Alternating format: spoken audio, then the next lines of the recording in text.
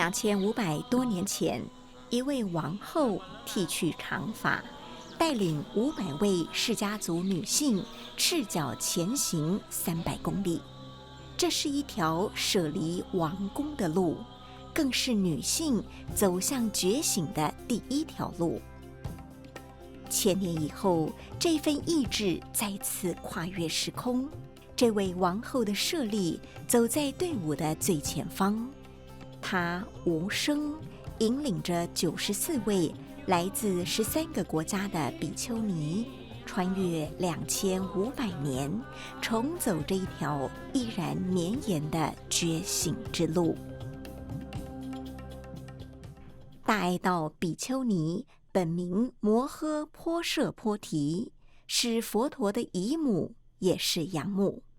生母摩耶夫人生下佛陀7天后离世，由她抚养太子长大，一路守护着佛陀成道前的平凡岁月。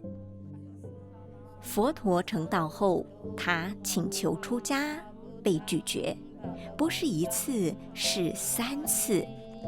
佛陀的考量源于当时社会结构、僧团秩序以及女性的处境。大爱道没有辩论，而是以身为证。他们剃去长发，披上粗布，赤脚步行300多公里。这是一段没有被写进经典的长征。And they had to walk 300 kilometers along that trail which is through forest, which is full of wild animals. And there are so many river streams which is coming from Himalayas, descending from Himalayas. That we had some people, courageous people, they established an institution 2600 years ago which is still functioning. Master Chang Yen is part of that tradition. 他们用流血的双脚在荒野中力抗时代的偏见，最终大爱道的出家不仅开创了佛教史上第一个女性僧团，也为跨越千载的无数女性开启了修行之门。这份意志在2500年后的今天再次被看见。他们来自不同国度，却朝着同一个方向前行，追寻的也都是同一个答案。Even we don't see anything here, but the feeling is here. The 500 Sakyan women, their blessings is here, and their courage, their strength is here. So I feel like they're still with us.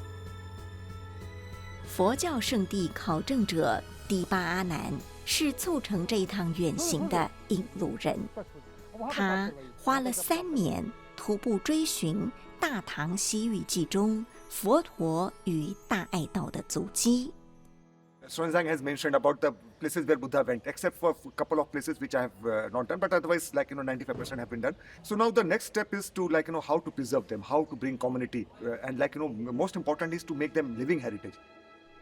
这一趟旅程从尼泊尔到印度，总长大约410公里。他们不是为了凭吊历史，而是想找回那份足以改变世界的原始愿力。这一条路才正要开始。